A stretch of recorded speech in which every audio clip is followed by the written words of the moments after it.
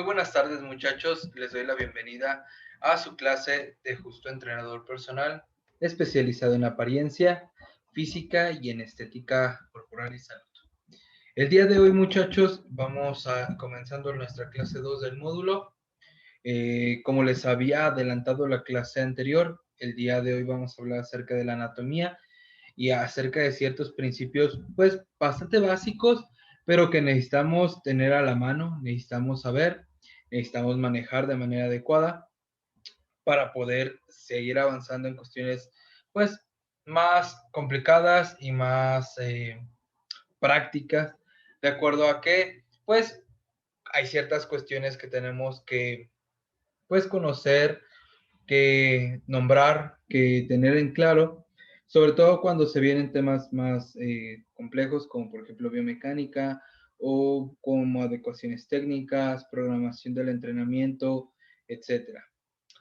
El día de hoy, muchachos, vamos a ver dos cosas. Uno está relacionado con otra. Primero vamos a hablar acerca de los principios anatómicos y después tenemos que ver justo la anatomía del core y su funcionamiento. Estas dos cosas, muchachos, nos deben de dar los suficientes parámetros para sentar una base y que ustedes puedan seguir investigando acerca de ello y conocer más a profundidad el funcionamiento del cuerpo, a lo que le llamamos fisiología anatómica, que sería justo el cómo estamos estructurados, pero qué funciones puede realizar nuestro cuerpo. Vamos a comenzar con la presentación del día de hoy y vamos a ir viendo de lo más básico a lo más complejo. Primero que nada, iniciamos con los términos básicos como son los órganos. Los órganos, muchachos, en este caso van a ser estructuras y tienen ciertas características que son irrepetibles. O sea, la mayoría de ellos solo tenemos una o un par de ellos porque funcionan en conjunto. Por ejemplo, solo tenemos un estómago, solo tenemos un páncreas, solo tenemos un cerebro. El tejido del que están construidos tiene como característica que son del mismo tipo de células. Por ejemplo, el cerebro está compuesto de neuronas, el estómago está compuesto solamente de un tipo de célula en específico, los riñones de un tipo de célula en específico, el corazón de un tipo de célula específico. Para aquellos órganos que se encuentran en pareja, nos permite obviamente tener un circuito, el cual, gracias a que esté fluyendo de manera constante, pues normalmente va a tener una doble función. Por ejemplo, los pulmones, así como nos permiten absorber el oxígeno que nos encontramos en nuestro ambiente gracias a nuestros alvéolos y llevarlo a nivel torrente sanguíneo, también puede o tiene la función de excretar desechos, en este caso desechos aeróbicos, como es el dióxido de carbono. Entonces, justo ambos pulmones tienen ambas funciones y permiten que haya un circuito constante, que literal, mientras en uno se está absorbiendo, en el otro se esté liberando y viceversa, y entonces tengamos pues realmente una función constante de esa capacidad. Ahora, también nos da la posibilidad de que si en dado caso uno de estos órganos se llega a dañar, el otro órgano puede seguir la función, pero obviamente pues de manera un poco más dificultosa, porque pues venga, que la capacidad o que la cantidad de aquello que realizaba pues se va a reducir en un porcentaje, pero pues con fines vitales puede llegar a seguir funcionando. O sea, podemos seguir viviendo a pesar de tener, por ejemplo, solo un pulmón o solo un riñón, pero por ejemplo no podemos vivir sin corazón o no podemos vivir sin cerebro.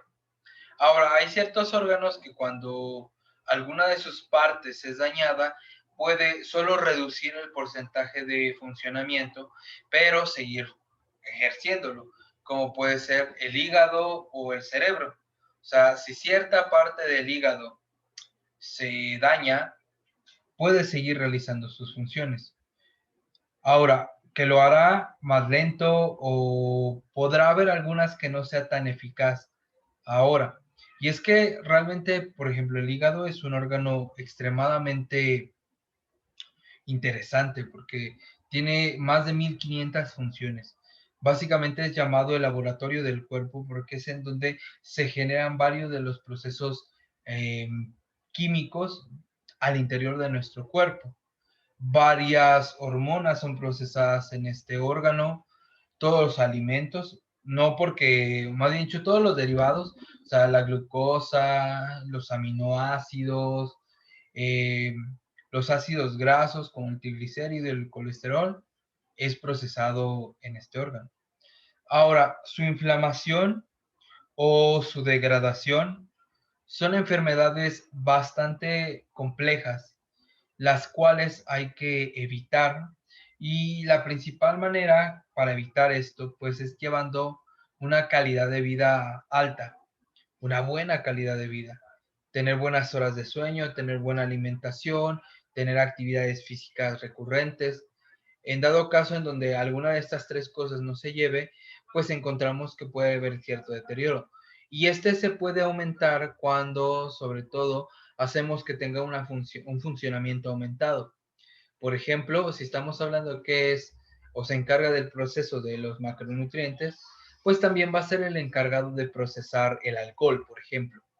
Y entonces es el principal órgano que se daña cuando se da un abuso de esta sustancia o un abuso también, por ejemplo, de sustancias, de drogas recreativas, como puede ser también, por ejemplo, las metanfetaminas, la cocaína, los opioides, obviamente también para algunos cannabinoides, que pues son sobre todo, por ejemplo, los ingeridos, ¿no? Son más hepatóxicos, o sea, pueden llegar a generar mayor toxicidad en hígado. De las otras drogas recreativas, sobre todo las que necesitan combustión, pues terminan teniendo más interacción por justo el absorber dióxido de carbono en exceso con nuestro sistema circulatorio cardíaco y por lo tanto también con nuestros pulmones, ¿no? Ahora, si dan cuenta justo, cada uno de estos órganos tiene una función que no es sustituida por otro. O sea, el corazón está hecho para bombear y transportar sangre, pero no puede sustituirlo el vaso o el páncreas o los riñones. O sea, cada uno tiene bien específico ahí las cuestiones. Cuando nosotros tenemos un conjunto de estos órganos, vamos a tener dos tipos de conjugaciones, ya sea sistemas o aparatos.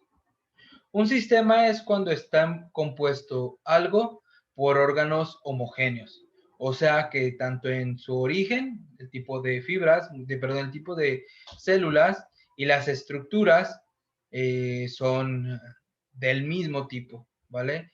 De la misma célula. Por ejemplo, el sistema circulatorio, el nervioso, el muscular, etcétera, ¿vale? Aquí predomina un tipo de tejido y eso permite que obviamente el trabajo sea mediante una función. Por poner ejemplo, el sistema circulatorio pues es el que tiene todos los órganos para permitir la irrigación sanguínea en todo el cuerpo. Inicia desde los receptores en los pulmones, las diferentes venas y arterias y la bomba, ¿no? El corazón. Tiene todos los capilares, todo el sistema circulatorio periférico, ¿no? El sistema circulatorio central, pues está compuesto principalmente por el corazón y los pulmones, que es en donde se absorbe y se excreta las diferentes sustancias y se moviliza. Y bueno, de ahí, pues todas sus ramificaciones. Pasa lo mismo, por ejemplo, en el sistema nervioso. Tenemos un sistema nervioso central, que está compuesto por el encéfalo, o sea, el cerebro, bulbo raquídeo, etcétera, la médula espinal, que es el cable como principal, y luego de ahí viene el sistema nervioso periférico, o sea, todo lo circundante que inerva cada uno de nuestros rincones en el cuerpo, todos los nervios, ¿vale? Y esto permite, chicos, que pues se realice una función. Por ejemplo, el sistema circulatorio, pues es el de llevar los diferentes sustancias, macronutrientes y oxígeno a las diferentes partes del cuerpo, así como movilizar y desechar todo aquello que ya no necesita. En el sistema nervioso, pues es tanto el poder llevar nuestras órdenes, nuestros pensamientos, a que sean ejecutados en cada una de las partes de nuestro cuerpo, como también la de recaudar y sensibilizarnos ante la realidad. Es muy curioso, muchachos, porque la realidad no es expresamente como la vemos. O sea, es un constructo que tenemos en base a nuestras experiencias. ¿A qué me refiero con esto? Vamos a poner un ejemplo claro. Los receptores oculares. Nuestros ojos, que forman parte, gracias al sistema nervioso, de esta capacidad que debemos de ver, están hechos para captar luz. La luz que es reflejada por la materia. Sin embargo, esta luz se refleja de diferentes formas dependiendo de las características que tiene un elemento y el entorno en sí, o sea, la cantidad de luz. No vemos el mismo color, por poner ejemplo, en la mañana, cuando está saliendo el sol, que cuando ya está en su punto más alto, que por ejemplo en la noche. Es más, estas terminaciones nerviosas, a pesar de que en la mayoría están estructuradas de cierta manera, no en todos. O sea, lo que para mí es rojo y que tú también puedes llamar rojo, puede ser que estemos viendo cosas diferentes, porque la refracción de luz sea distinta. Y así con cada uno de los sentidos, muchachos. Con el sentido del tacto, con el sentido del oído, con el sentido del gusto, con otros sentidos como por ejemplo el equilibrio o el ritmo, el cual forma parte también de las capacidades físicas, pero que necesita de los usos musculares y tendinosos para poder regularse. Bueno, todo esto, muchachos, es simple y sencillamente una interpretación de lo que percibe nuestro cuerpo, pero puede haber peculiaridades y aunque tú llames, por ejemplo, suave a lo mismo que yo llamo suave, puede que estemos percibiendo de forma diferente. Uno de estos sentidos, muchachos, que es muy curioso, es el dolor. El dolor, como tal, se describe como la sensación negativa de un tacto llevado a cierto extremo. Y es de cierta manera una sensación que el cuerpo ha desarrollado para impedir que alguna de sus estructuras se dañe, alguno de sus tejidos, como por ejemplo cuando se puede quemar uno, o cuando puede cortarme, o cuando puede apachurrarme, etcétera. Pero resulta ser que el dolor está muy relacionado, como les había dicho, con nuestra experiencia. Entonces, lo que para una persona puede ser el máximo dolor experimentado, para otra persona eso no puede ser tan alto. O sea, por ejemplo, hay una escala de dolor en donde nosotros analizamos, pues, con corrientes eléctricas, cuáles son las cosas que más dolor pueden llegar a provocar. Una de ellas, como se habla constantemente, es, por ejemplo, el parto. O sea, el parto es algo tremendamente doloroso, pero, por ejemplo, se pone casi al igual que, por ejemplo, la fractura de un hueso expuesta, por ejemplo, también una electrocución, o sea, el tener un impacto eléctrico en nuestro cuerpo también es de las cosas más dolorosas que hay. Obviamente ahí depende de muchas cosas como el voltaje y la cantidad de amperes que se tienen, pero pues justo, este tipo de cuestiones pues termina siendo completamente subjetiva. O sea, ¿qué pasa si yo nunca he tenido que pasar por un parto? ¿Qué pasa si yo nunca me he quebrado un hueso? ¿Qué pasa si yo nunca he tenido un accidente con electricidad? pues seguramente mi sensibilidad al dolor sea menor. Y entonces, cosas que tal vez a la mayoría no le duelan tanto, a mí me generen demasiada incomodidad. En el entrenamiento deportivo esto es muy curioso porque que algo duela no significa que esté funcionando, pero también que algo duela no significa que un tejido esté dañado.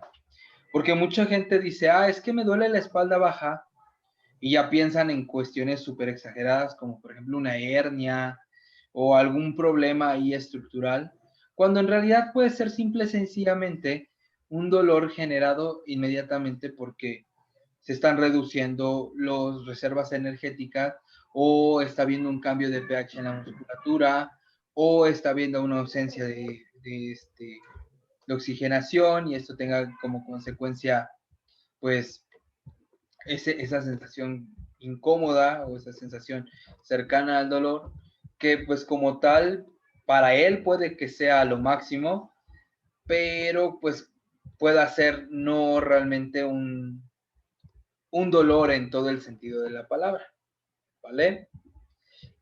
Estas cuestiones, justo como les decía, mejoran con la experiencia. Entonces, por ejemplo, si tú antes sentías algo pesado, no sé, por ejemplo, en una sentadilla, si tú le querías poner el colchoncito, que porque ponerte la pura barra te genera que haya ahí cierta sensación de dolor en la piel, si lo haces constantemente, tu piel se va a adaptar. Y entonces, ¿qué pasa? Pues que ya no te duele. Y entonces puede que suceda que te comience a incomodar en el momento en que le vuelves a incrementar el peso. Pero igual vas a pasar por un periodo de adaptación de una o dos exposiciones y para la tercera ya no va a doler. Y luego otra vez, y luego otra vez. Eso siempre y cuando se haga bien la técnica, ¿no? Porque si hay una técnica errónea y la barra se está moviendo demasiado alrededor de la espalda, pues obviamente siempre va a terminar generando una laceración, ahí generando una irritación y haciéndolo incómodo. Pero si tú tienes una buena técnica de agarre, en donde estás poniendo una base sustentable de manera adecuada, pues vas a adaptarte lo suficientemente en lo cual tú vas a poder cada vez soportar más sensación sin que sea incómodo para ti. Hasta el punto en donde justo vemos que hay gente que se puede poner cientos de kilos directamente con la barra sin usar el colchoncito. Y es que, por ejemplo, ya entrando directamente en este punto, el usar el colchoncito, muchachos, sí es potencialmente peligroso por varias razones. Primero, aumenta el diámetro, o sea, aumenta el grosor de la barra. Eso hace que la barra se aleje más de nuestro centro de gravedad. Sabemos que entre más alejada esté la resistencia de nuestro centro o de nuestro punto de apoyo, mayor va a ser el punto de torque que ejercemos. Entonces, por ejemplo, si ustedes hacen sentadilla barra alta, o sea, la colocan sobre los trapecios y aparte le ponen el colchoncito, va a haber mayor tendencia a que se vayan de frente o a que se agache y a que éste se vaya recargando en las cervicales, una articulación la cual no está diseñada para soportar cargas elevadas. Y entonces va a haber mayor posibilidad de lesión. Otra de las razones es de que va a necesitar de mayor movilidad de hombros, cosa que la mayoría de las personas pues no trabaja y no tiene. Y entonces pues van a tener que generar una posición en donde va a generar demasiada compensación y con menos razón va a poder tener realmente pues una colocación en donde le saque la mejor ventaja de ese ejercicio. Y entonces pues venga, que sirva menos. Luego, también por último, el tejido, o mejor dicho, el material con que les hacen normalmente estos colchoncitos, que es una espuma de alta densidad, suele no tener un buen agarre. Entonces es más fácil que en una pérdida de equilibrio la barra se te resbale con ese colchoncito que cuando estás sola. Porque de hecho, si se ponen a observar, las barras tienen en el medio un moleteado, o sea, ese knurling, esa figura, ¿para qué? Pues para que se pueda atorar bien en nuestra espalda y no se nos resbale, por ejemplo, al hacer sentadilla.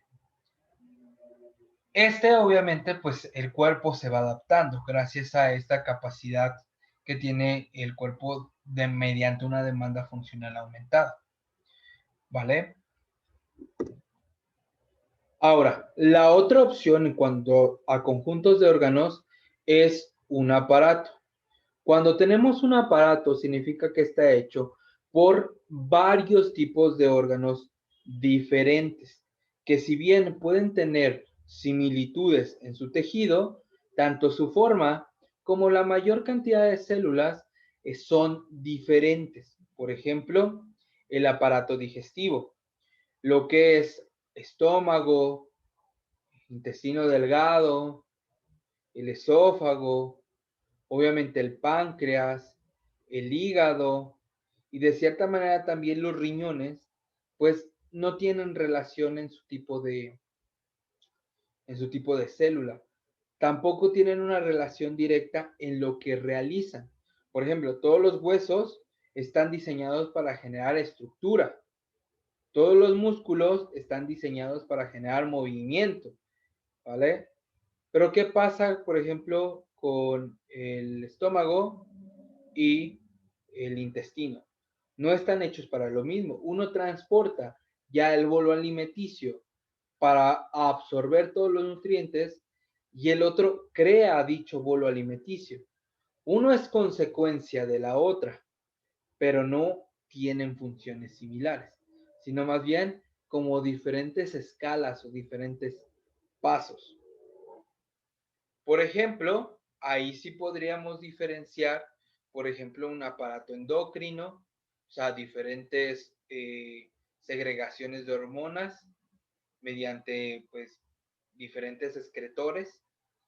Y estos obviamente, pues, van a tener diferentes funciones, ¿vale? Podemos encontrar también, por ejemplo, el aparato reproductor, tanto masculino como femenino. Por ejemplo, en el femenino, los ovarios no tienen la misma función que el útero, sino que más bien el útero depende de que los ovarios liberen al óvulo, sea transportado por las trompas de falopio para ser posiblemente fecundado en el útero. Y para haber sido fecundado, pues tuvo que haber habido ahí un contacto, un coito sexual, en donde gracias a que existe una cavidad vaginal, existe un cervix, pues justo puede ser transportado el esperma y generar todo lo que tiene que ver con la reproducción. En el hombre es algo muy, por ejemplo, similar, o sea, el tejido con el que está creado el pene no es del mismo tipo de células ni tiene la misma función que, por ejemplo, los testículos. Es más, los testículos tampoco tienen la misma función ni el mismo tejido, por ejemplo, que los conductos seminales. Ahí estamos hablando de diferentes tejidos, de diferentes órganos, los cuales tienen funciones diferentes. Entonces, básicamente, muchachos, todo comienza por una célula. Al conjunto de células se le conoce como tejido, al conjunto de tejidos órgano, y a los conjuntos de órganos se le va a conocer como sistema a los que son similares y tienen una misma función, y aparato a los que tienen una función final similar, aunque tengan funciones específicas, y que obviamente el tipo de órgano sea diferente. Hasta aquí, chicos. ¿Dudas, comentarios, puntos de vista? ¿Todo bien? Muy bien. Sigamos, muchachos. Entonces, nosotros vamos a ver el aparato locomotor. ¿Cuál es el aparato locomotor? Pues como su nombre lo dice, aquel que nos permite generar movimiento. Y está dividido o está conformado por tres sistemas. El sistema óseo, el sistema muscular y el sistema nervioso central. El sistema óseo, muchachos, está compuesto aproximadamente por 206 huesos. Estos 206 huesos digo aproximadamente porque se ha demostrado que dependiendo de la región, de ahora sí que qué tan directa sea tu descendencia o ascendencia de cierta raza, etcétera, etcétera, hay pequeñas modificaciones. Hay personas que, por ejemplo, en los antebrazos tienen un tendón extra, o sea, ciertos grupos de humanos, y esto se dice justo que es porque pues provienen de una región en donde pues el humano todavía tenía ciertas actividades arborícolas, entonces el tendón justo favorece la fuerza de agarre. Ahí la mayoría, por ejemplo, ya no la tiene. Y es que estas evoluciones, pues sabemos que son perfectamente normales porque lo que buscan es adaptarse de la mejor manera a los estilos de vida.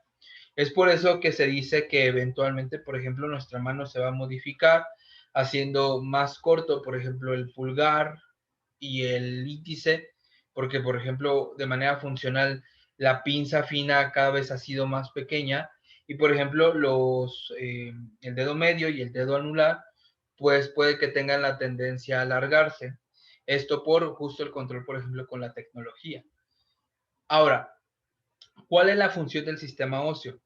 Primero que nada, sostener al cuerpo. Es la estructura base. Ahora, esto está dividido en diferentes cuestiones porque hay huesos largos que son los que permiten que se formen, por ejemplo, nuestras extremidades, el fémur, el húmero, el cúbito, el radio, la tibia y el peroné.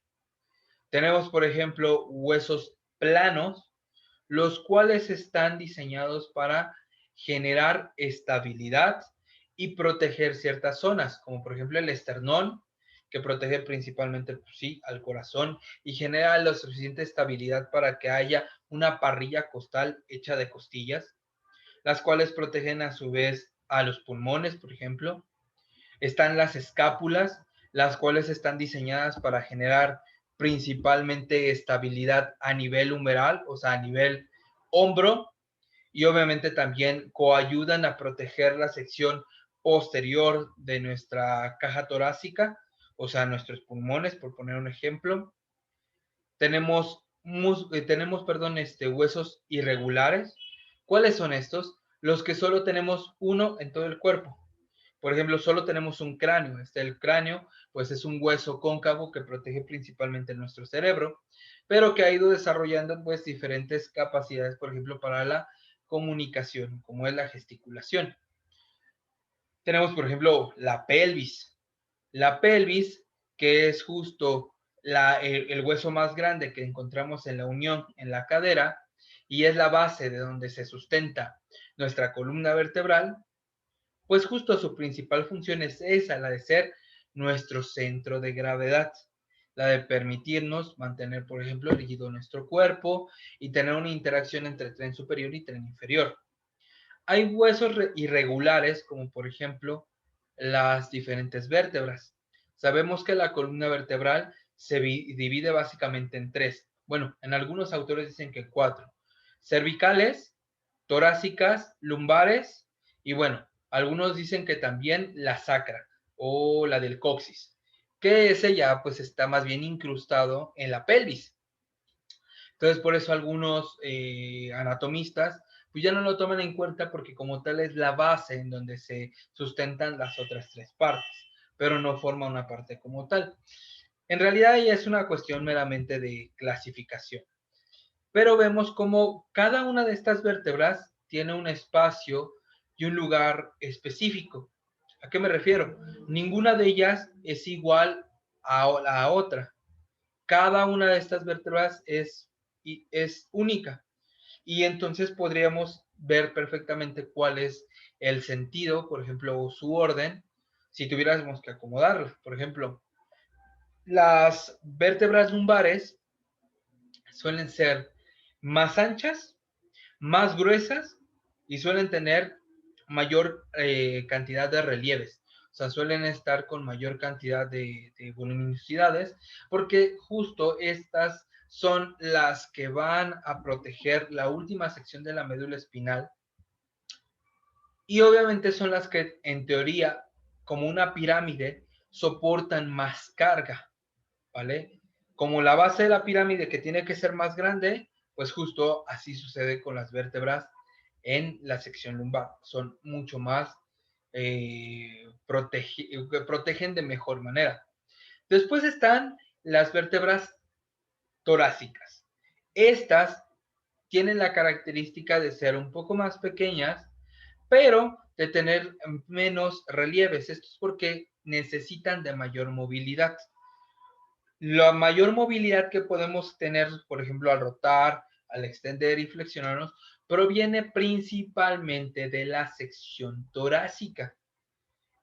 Esta articulación es clasificada como una articulación móvil, entonces entre mayor movilidad tenga, más saludable se va a encontrar. Y luego, por último, está la sección cervical, que si bien esa sección tiene las vértebras más pequeñas, curiosamente son vértebras también que tienen en densidad mayor grosor. Y esto es porque justo están conectando nuestra cabeza con nuestro cuerpo y a pesar de que tienen buenos grados de movilidad, en teoría deben de ser capaces principalmente de proteger esa conexión.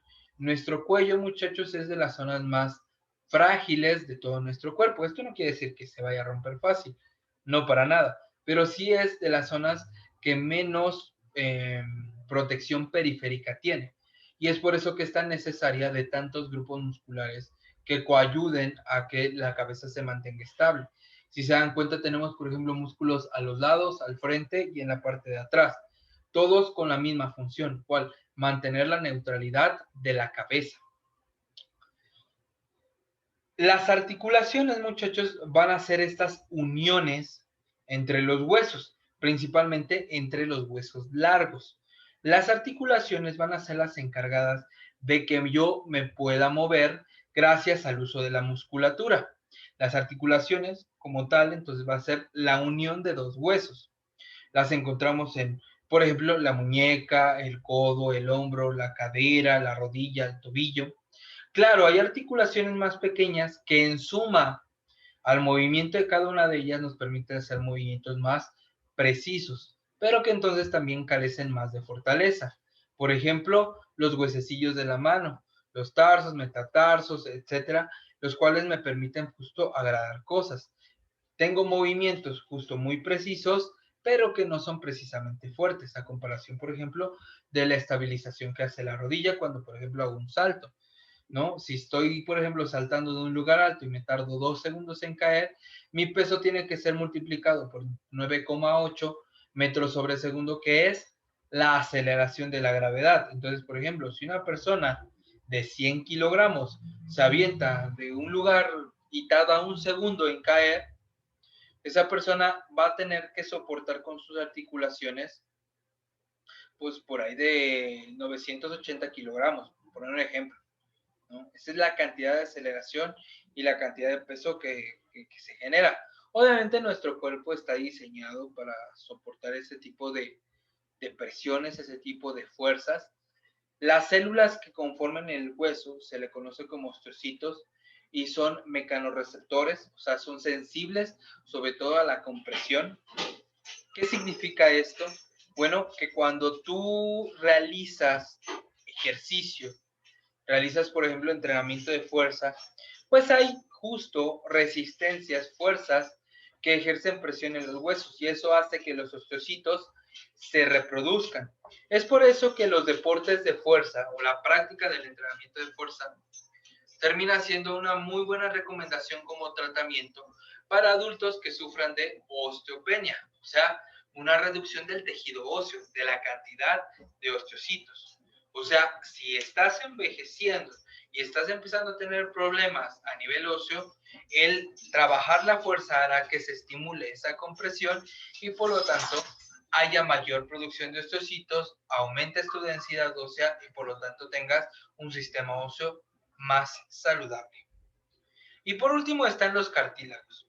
Los cartílagos son igual parte del sistema óseo, están conformados de igual manera de osteocitos, pero tienen una configuración ligeramente diferente, lo cual los hace más flexibles, como por ejemplo el de la nariz o el de las orejas, y estos se encuentran entre cada uno de las articulaciones, siendo protectores del hueso, permitiendo que no se junten. Por ejemplo, justo en nuestras rodillas tenemos un cartílago, los meniscos, los cuales permitan que justo el fémur y la tibia se muevan, pero no se desgasten entre sí. La unión entre dos huesos, o sea, la unión de una articulación, la van a dar los ligamentos. Los ligamentos van a ser estos anclajes que se tienen a nivel articulación para que los huesos tampoco se separen, ¿vale? Entonces, así como tenemos amortiguadores para que no choquen, tenemos también anclajes para que no se separen. Por ejemplo, en la rodilla tenemos tres. Tenemos los dos laterales, lateral derecho y lateral izquierdo, o lateral interno y lateral externo, y tenemos otros dos que en realidad conforman uno, que son el ligamento cruzado. O sea, literal es una trencita que está en medio de nuestros huesos, en medio de la cabeza del fémur y del húmero, del fémur y de la tibia, lo cual impide que haya un movimiento cizallante, o sea, que la rodilla no se separe en una sección horizontal.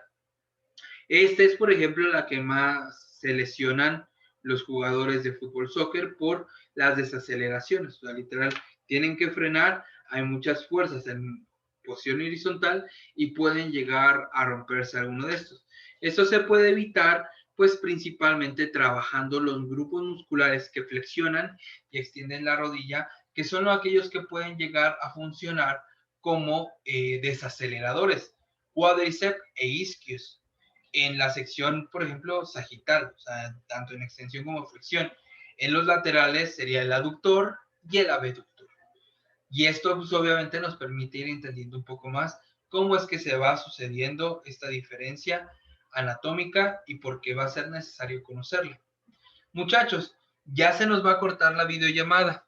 Vamos a dar 5 minutitos de descanso para que no se corte ahí la idea de la mitad.